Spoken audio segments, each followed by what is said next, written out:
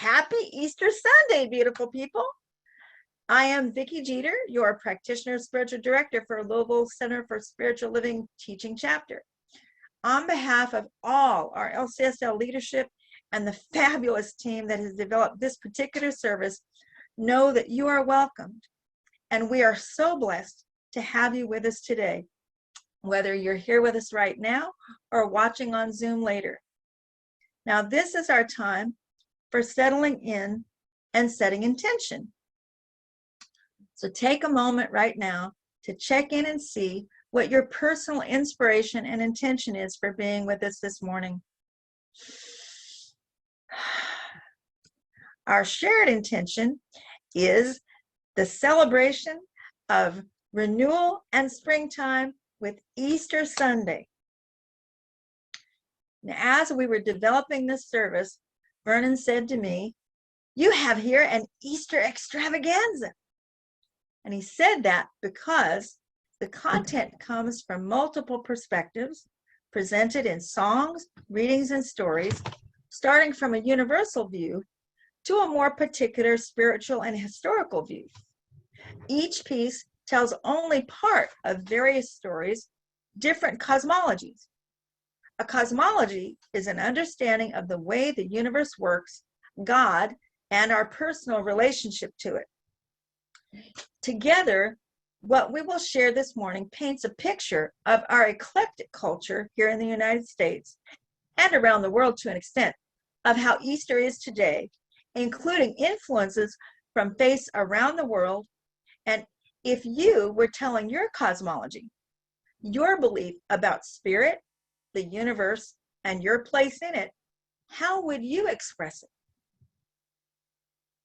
With that in mind, I invite you to join me for our opening prayer. Thank you, Spirit, for the gift of life. Thank you for the gift of this fabulous day that opens even more possibilities to come from within the love of Spirit. I recognize the power and presence of the divine creator by any name, right here, right now. Universal love, law, that is in continuous relationship to us. And we are in continuous relationship to each other. And especially for this particular Easter Sunday, this time of springtime renewal of our minds, hearts, and souls, I realize that each person here brings a part of our total cosmology. Each person here is giving and receiving the gift that Spirit intended, and that from this launching place, we are renewed into what comes next. And each one of us is a part of being able to choose exactly what that is and how it will be. And so it is with this conviction of faith and this shared love and experience that I simply say, thank you, Presence of Life, for all of this and more. And I release it into the law.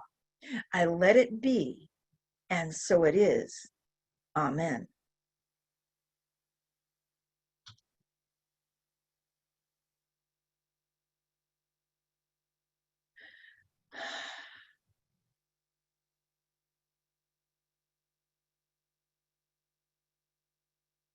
And now for our opening song,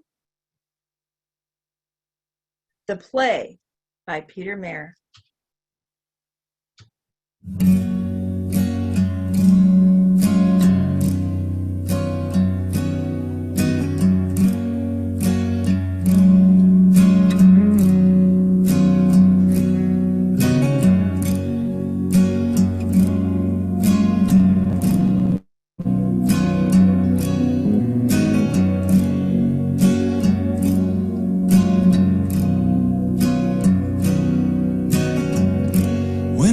Outside at night and look up and the stars are bright. Sometimes I lay on the ground and imagine that the sky is down. And if the earth should then let go, I'd fall into the stars below. I'd fall into the stars below.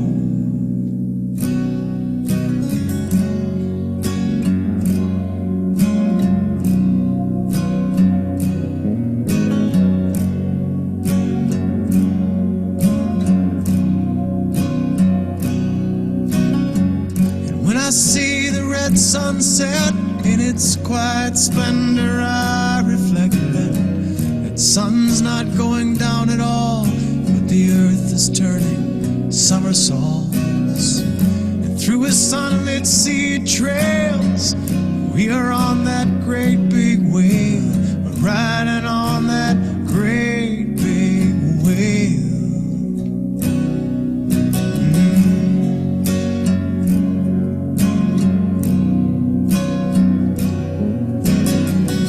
Try to grasp the simple fact of this existence.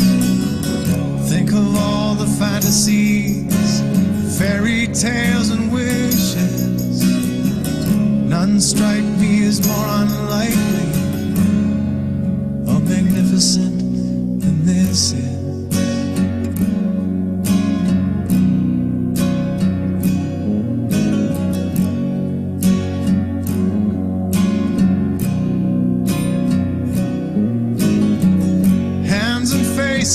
Seen up close, galaxies through telescopes, crimson hillsides in the fall, and more astounding than them all are pondering minds with eyes that see.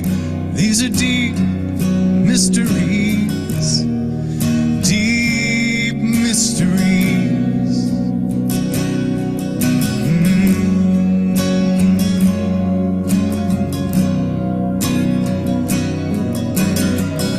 Try to grasp the simple fact of this existence. Think of all the fantasies, fairy tales and wishes.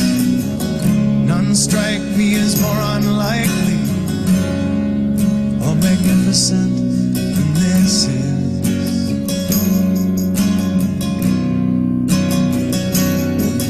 Like a strange enchanting play of impossible dimensions, the setting and the stage run light years in all directions, and the breathless scenes of the storyline defy comprehension.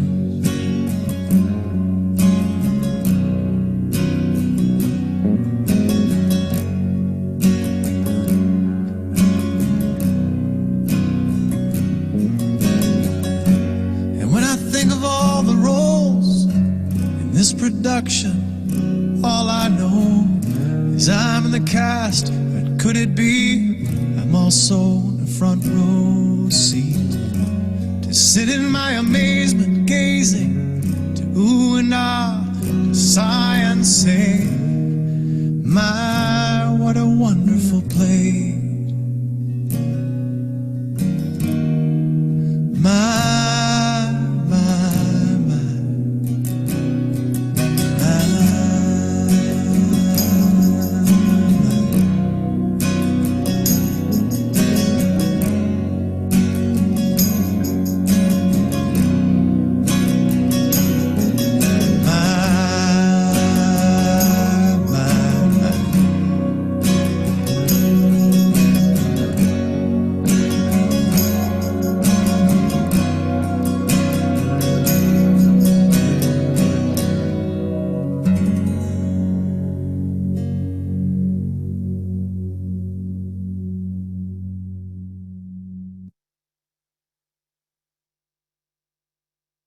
Good morning, I'm Tammy Ellis, and I'm your practitioner of the week. I'm delighted to be so. And for our reading today, this is taken from the metaphysical perspective of Sermon on the Mount, written by Emmett Fox. A general summing up, such as this is highly characteristic of the old Oriental mode of approach to a religious and philosophical teaching. And it naturally recalls the Eightfold Path of Buddhism, the 10 Commandments of Moses, and other such compact groupings of ideas. Jesus concerned himself exclusively with the teaching of general principles, and these general principles always had to do with mental states. For he knew that if one's mental states are right, everything else must be right too. Whereas if these are wrong, nothing else can be right. Unlike the other great religious leaders, he gives us no detailed instructions about what we are to do or not to do. He doesn't tell us either to eat or drink, or to refrain from eating or drinking certain things, or to carry out various ritual observations at certain times and seasons. Indeed, the whole current of his teaching is anti-ritualistic and anti-formalist.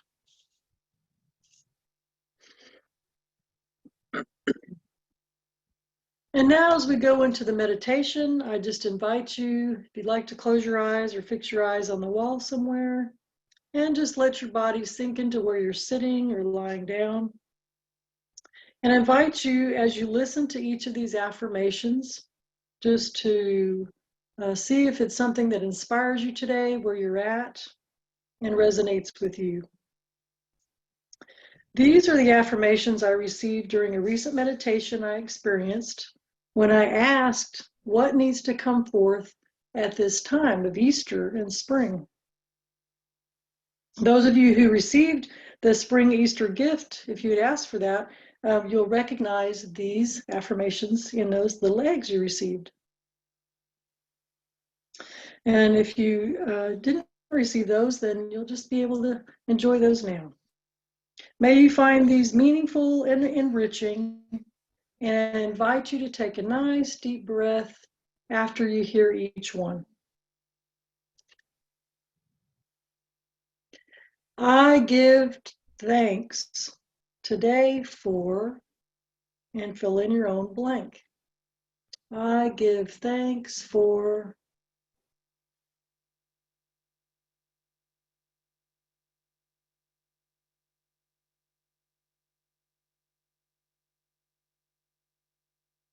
I allow my brilliant light to shine.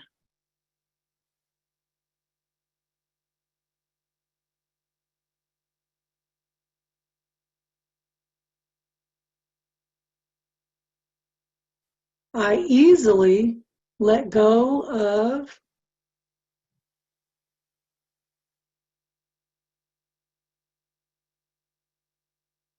and I embrace and gratefully accept more of.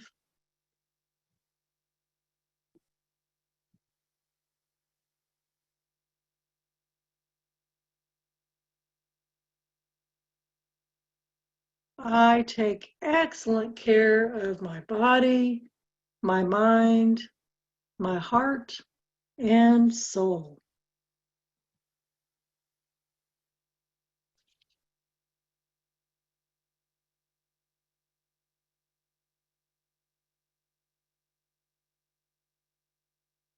I feel loved and I feel loving.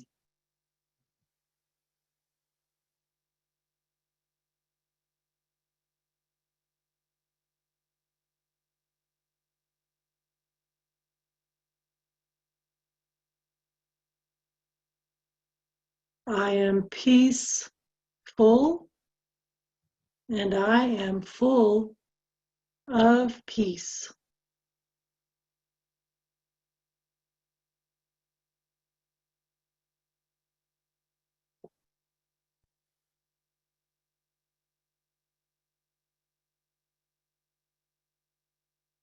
I am part of the harmonious whole.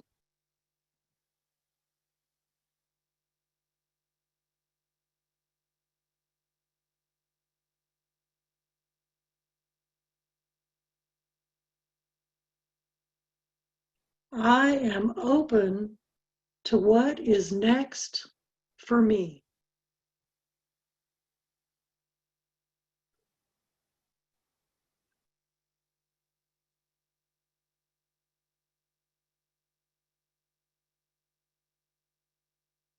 I am experiencing more fun and laughter.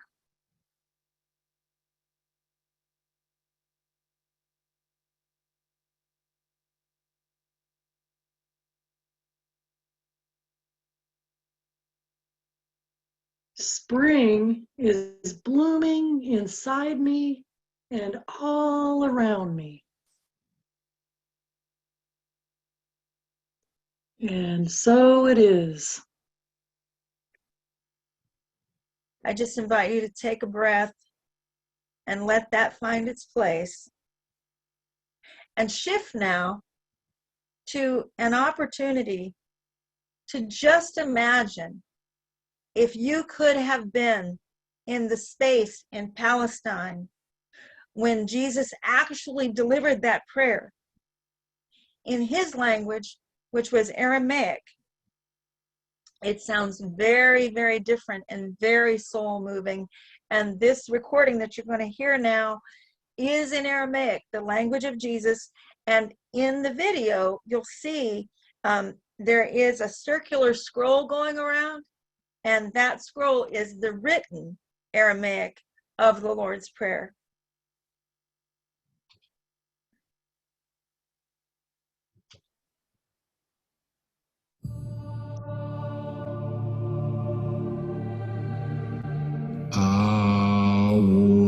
وشمية نتكدش شماخ تأثي مالكوثاخ نخوي سويانا بكنا دشمية أبر حولان لخنا سمكانا يومانا واشوك لان هاو بين هي كنا داب خنان شوكن لحيوين لا تغنسيونا إلا باسم من بيشا مثل للاخي مالكوثا حيلة تشبوخ دا لعالم عالمين آمين.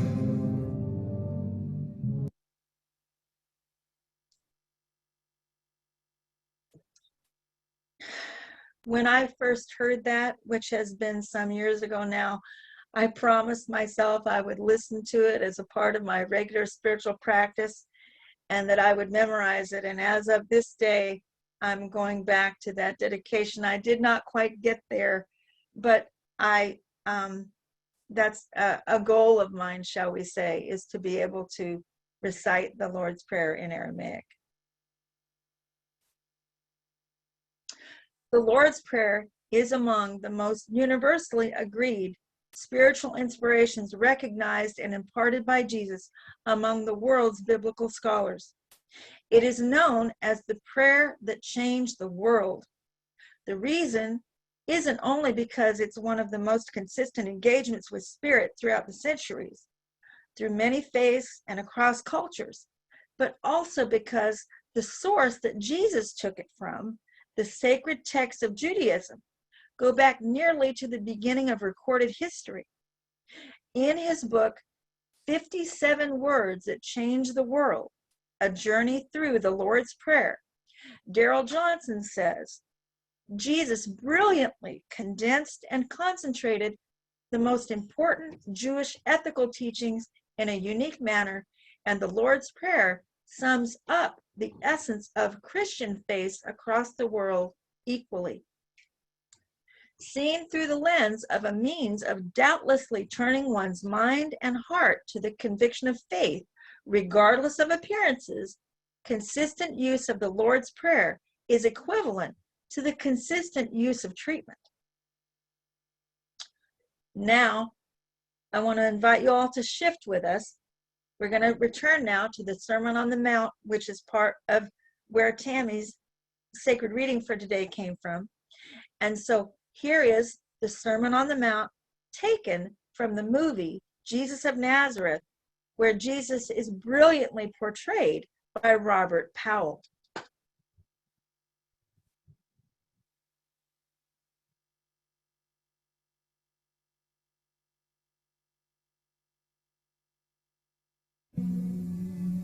Blessed are the poor in spirit, for theirs is the kingdom of heaven. Blessed are those who mourn, for they shall be comforted. Blessed are the meek, for they shall inherit the earth.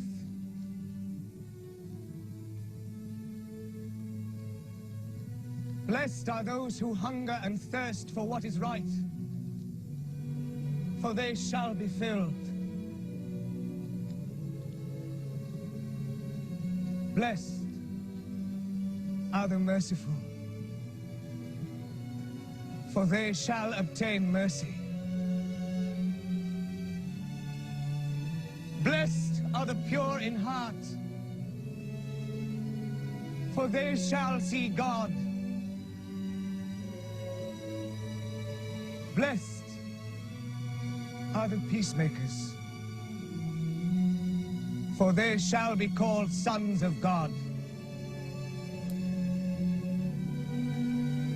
Blessed are those who are persecuted in the cause of right, for theirs is the kingdom of heaven. Blessed are you when people abuse you and persecute you and speak all kinds of calumny against you for my sake. Rejoice and be glad, for your reward will be great in heaven, as it was for the prophets persecuted before you.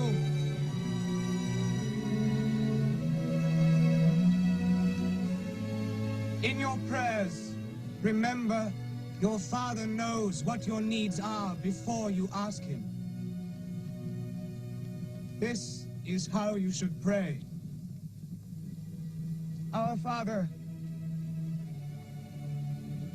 who art in heaven, hallowed be thy name. Thy kingdom come. Thy will be done on earth as it is in heaven. Give us this day our daily bread,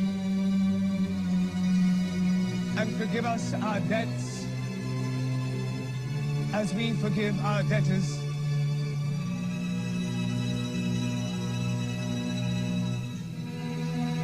And lead us not into temptation,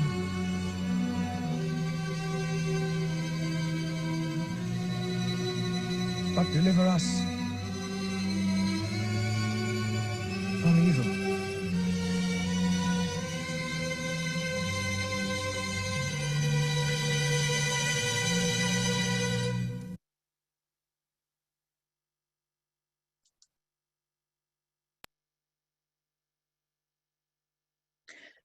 Taking a moment to recall that in New Thought teachings and the science of mind and unity and divine science, Jesus is acknowledged as the great way shower. The Sermon on the Mount is in Matthew chapter 5 in the Bible.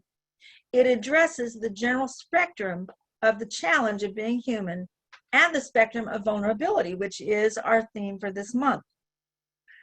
We have all found ourselves in positions and experiences that the Sermon on the Mount speaks to, and we are evolving through those experiences in consciousness, emotionally, and spiritually. When Jesus said, "If anyone slaps you on the right cheek, turn to him the other also," it is not to suggest that we should behave as doormats. He is referring to an application of spiritual principle that we had last week, which is, we are at our most powerful moment when we no longer need to be powerful. And that quote is originally by Michael Leventhal. The principles offered in the Sermon on the Mount are a spiritual frame of reference and approach in consciousness to break cycles of violence in humanity. Here, Jesus declares the basic spiritual principle for success in human relations throughout time. So we're going to shift into the next phase of a story, of Jesus's story. And before we do, taking a moment to realize that the story of Jesus can be taken both literally and as an expression of myths and archetypes. Very, very often, original true stories become our myths and our archetypes. And so all three ways to look at things like that can be true. Another example, just to give a contemporary closer in, is Daniel Boone. Daniel Boone is a real man, and the stories in history about Daniel Boone as an origin are true. And yet, how much myth and archetype do we have around Daniel Boone? Among the most potent of the Christ archetypes is the wounded healer. This is the result of Christ's sacrifice and the wounds it left him, representing human salvation, healing, and eternal life. Christ consciousness is the universal mind that we all come from. It is the mind that Ernest Holmes called the thing itself, that we are all part of and that we are continually evolving into, because spirit continues to evolve even as we evolve. So the whole thing is always ever expanding. And that's why Ernest Holmes said we stay open at the top, because even as we evolve into Christ consciousness evolves more beyond that. So in the creative process and in spiritual evolution, sacrifices happen all the time. How often do we hear ourselves saying to someone, "Oh, I can help you through that. I've been where you are." How many sacrifices have we each been through that brought us through to the transformations that have made us who we are today? Next video, Vernon.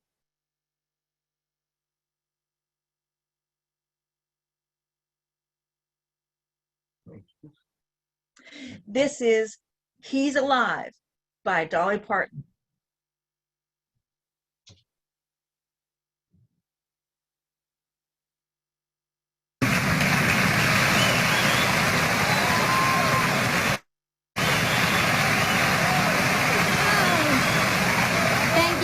I feel very honored to get to sing this song on the show tonight, and as Mama would say, I hope you get a blessing out of it. The gates and doors were barred and all the windows fastened down. I spent the night in sleeplessness and rose at every sound, half in hopeless sorrow and half in fear the day would find the soldiers breaking through to drag us all away. And just before the sunrise, I heard something at the wall. The gate began to rattle and a voice began to call. So I hurried to the window, looked down into the streets, expecting swords and torches and the sound of soldiers' feet. But there was no one there but Mary, so I went down to let her in. John stood there beside me as she told me where she'd been. She said they'd moved him in the night and none of us knows where. The stone's been rolled away and now his body isn't there. So we both ran toward the garden and John ran on ahead. We found the stone and empty tomb just the way that Mary said. But the winding sheet they wrapped him in was just an empty shell. And how or where they'd taken him was more than I could tell. Oh, but something strange had happened there, just what I did not know. John believed a miracle, but I just turned to go. Circumstance and speculation couldn't lift me very high, 'cause I'd seen them crucify him and I saw him die. Back inside the house again, the guilt and anguish came, and everything I'd promised him just added to my shame. When at last it came to choices, I denied I knew his name. And even if he was alive, it wouldn't be the same.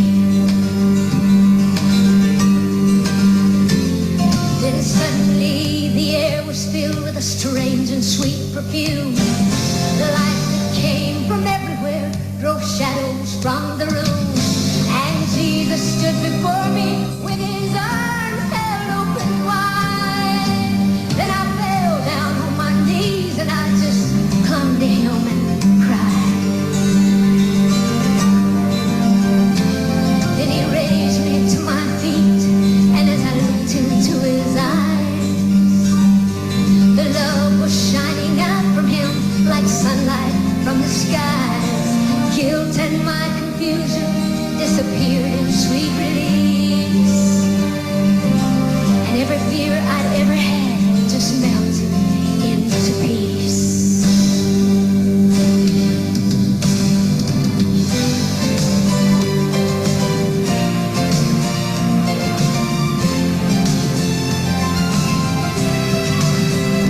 He's alive! He's alive! He's alive, and I'm forgiven. Heaven's gates are open wide. He's alive! He's alive! He's alive, and I'm forgiven. Heaven's gates are open wide. He's alive! He's alive! He's alive! He's alive, and I'm forgiven. Heaven's gates are open wide. He's alive! He's alive! He's alive! He's alive! Sweet Jesus.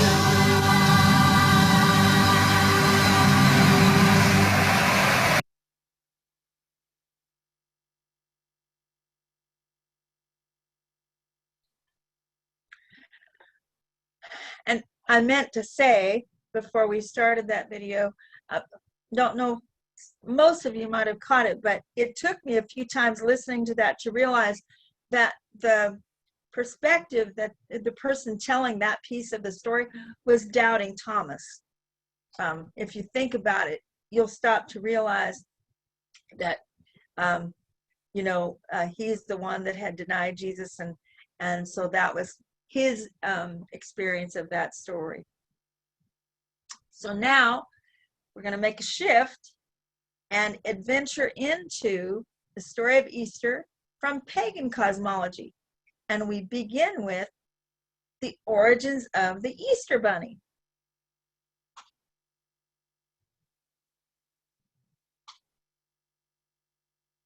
The Easter Bunny, that floppy-eared rabbit of candy bringing goodness that delivers chocolate eggs to kids and parents alike, as well as bringing out their creative side when decorating their own non-chocolatey eggs to the table, only to bring out that family rivalry when the topic of conversation will be which decorated egg looks best. But how did the Easter Bunny and Easter eggs actually come about? Well, what we have to do is separate the fact that the Easter Bunny has no traditional root in actual Christian celebration of Easter, in which Jesus was said to be resurrected. In fact, like with most unusual traditions, its origins might stem more from pagan religion. The most common theory is that the Easter Bunny comes from the Anglo-Saxon pagan festival of Ustra, in which the festival would celebrate the welcoming of spring in either March or April. Ustra was a Saxon goddess of fertility, whose animal symbol was a bunny, because in nature, rabbits are known for their energetic breeding, which have traditionally symbolised fertility. This resulted in eggs being eaten at the festival, as well as being buried in the ground to encourage fertility. Because of this, over time, Ustra became Easter. But then, like with most traditions, it eventually died out and was replaced by the Christian Paschal month, a celebration of the resurrection of Jesus. But why decorate the eggs?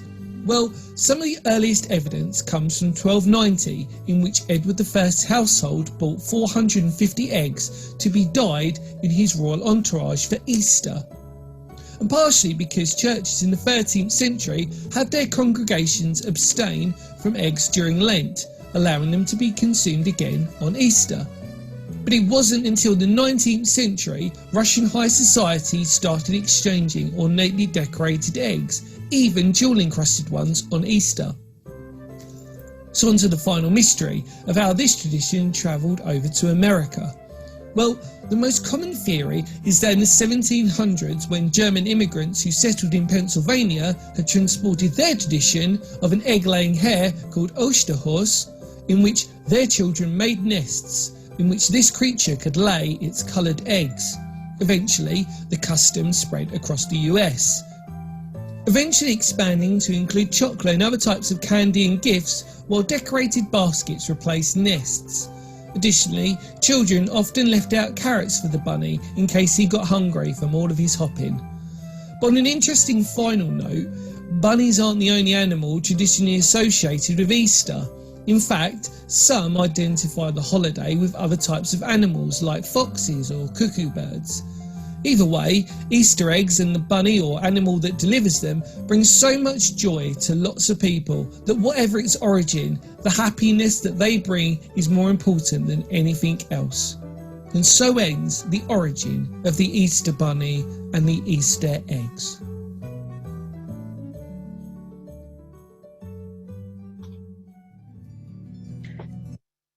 And now, to wrap up today's presentation, we move from the origin of the Easter Bunny to who was the first Easter Bunny.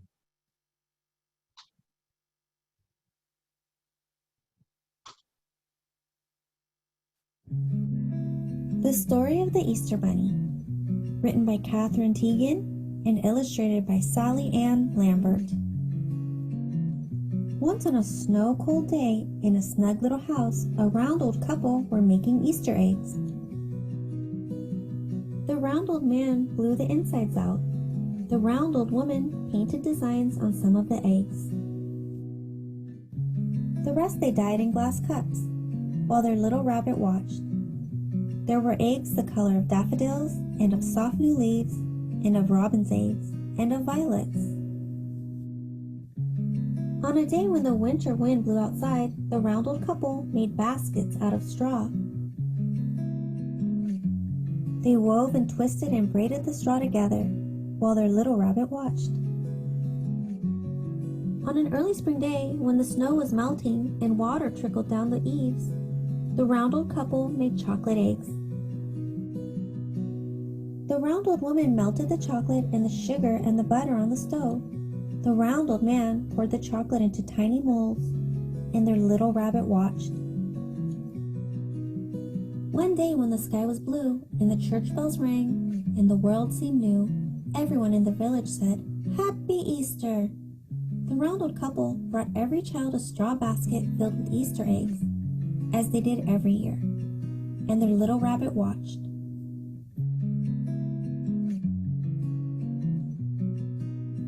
A year went by, and Easter came again.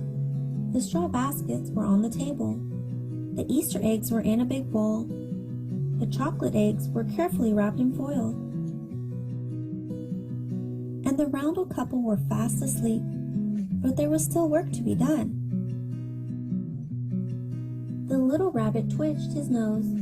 Then he hopped up onto the table and put the eggs into the baskets. It was magic. The little rabbit scooped up the baskets and hopped down the lane. He left one for every child in the village.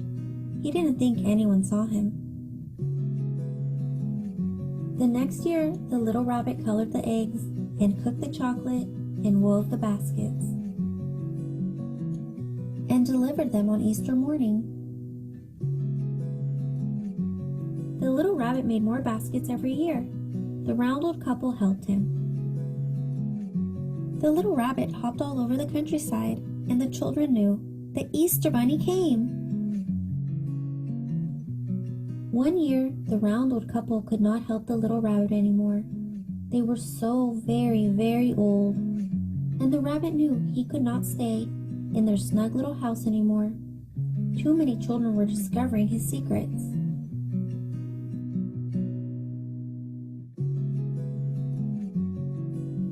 So, the little rabbit found the perfect place to make his baskets in a shadow-filled wood nearby. Only a rabbit could find the entrance.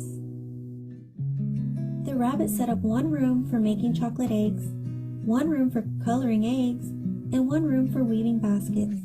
The little rabbit's friends came to help him. Now every year on Easter morning, when the sky is blue and the church bells ring and the world seems new, the Easter Bunny delivers his baskets. Perhaps he has left one for you. Happy Easter!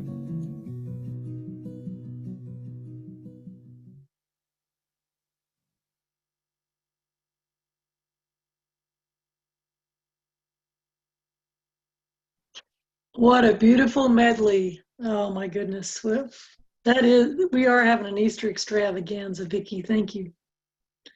And Vernon. And now as we move to our April prosperity affirmation, we just thank you for sharing your prosperity, your time and talents with Louisville Center for Spiritual Living. Please see the different ways to give in the chat with either snail mail or online. And I'll say the affirmation first, and then on the count of 3, we'll say it all together. With spring in my heart, every area of my life is in full bloom. And on the count of 3 together, 1, 2, and 3. With spring in my heart, every area of my life is in full bloom. And Vicky, I pass the blessing of the offering to you. And today, I hope you can see our offering basket has been filled by the beautiful spirit of the Easter Bunny. Here we have real eggs dyed, and we have the many beautiful eggs that came in Tammy's gift. And we have a toy that Tammy left us in that gift as well. Plus, we have our offering envelopes. So we are just overflowing today for this Easter Sunday. And we just say thank you, thank you, thank you to each and every one of you for the gifts given and received throughout the month. I know absolutely that Miss Pat Ferguson blesses each one as it comes through, and we bless it here as well as the flow of circulation for all of life. You know, what we do here, even all that we do here, is just certain representations. It's all expressions of spirit. And we acknowledge and are grateful for every single one of you and every single blessing that extends out from this community. Thank you, Spirit. I release it to allow it to be filled to its fullest potential. I let it be, and so it is.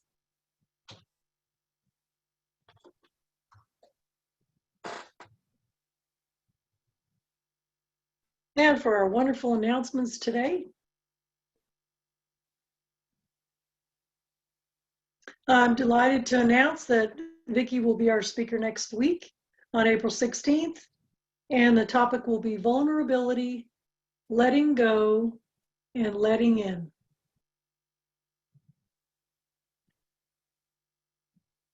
And Bev and I are delighted also and excited as your prayer practitioners and as fellow animal lovers to have our first annual pet blessing on Sunday, April 23rd. So after we end service and have a little break, it'll be from noon to 1. You're welcome to bring your furry friend, feathered friend, whatever kind of animal friend you have, a picture of them, or have them with you, like many of us, our dogs or cats are right in the house with us during the service. And if you don't have a current pet or animal, if you want to bring a picture or just tell us about an animal in the world that just speaks to you, like I just love dolphins. So you could do that, because what we're going to do is bless our pets in our midst, as well as in the world, in the ocean, and on the planet Earth. So please join us for that.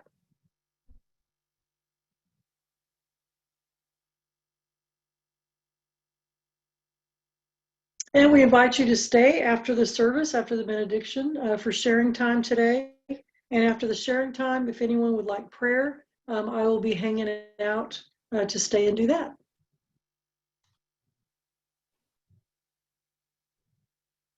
And on the count of 3, let's say all together, to ourselves and to each other. 1, 2, 3. You are magnificent.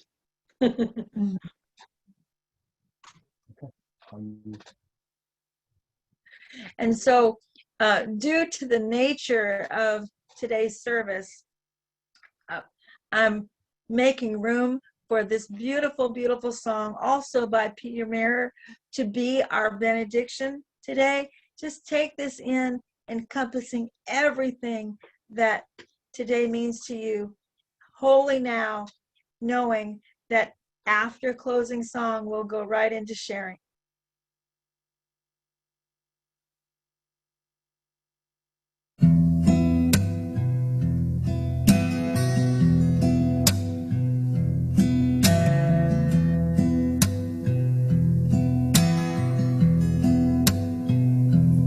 When I was a boy, each week on Sunday we would go to church, pay attention to the priest, and he would read the holy word and consecrate the holy bread, and everyone would kneel and bow.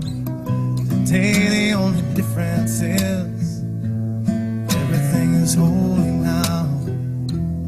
Everything is holy now.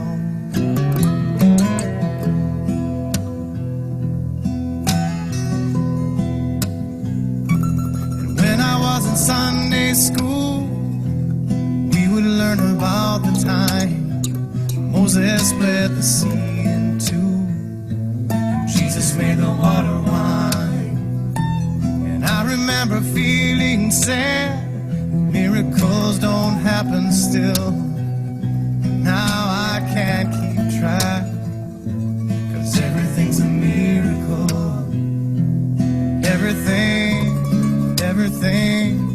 Everything's a miracle.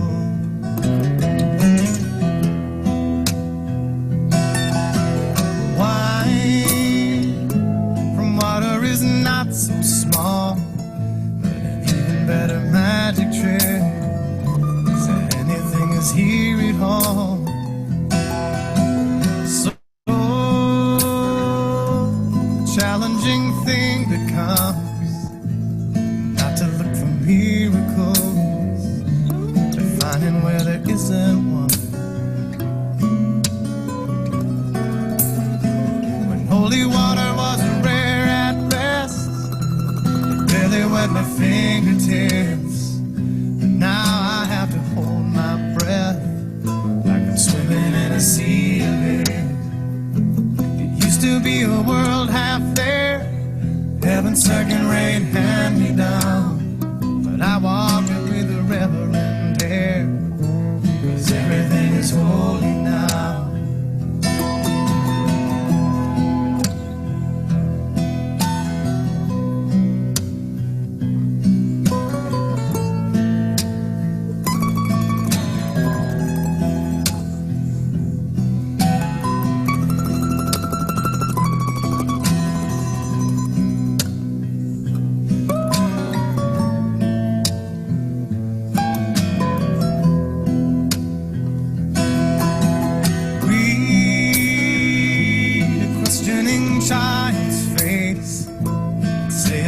Testament, that'd be very hard to say.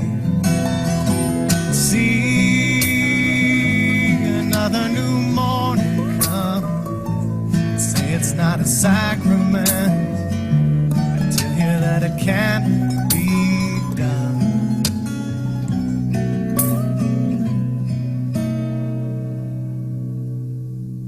This morning outside I stood, saw a little red-winged bird shining like a burning bush and singing like a scripture verse. It made me want to bow my head. I remember when church let out, how things have changed since then.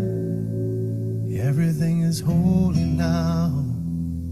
It used to be a world half there, heaven's second-rate hand-me-down, but I walk it with a reverent air, 'cause everything is holy.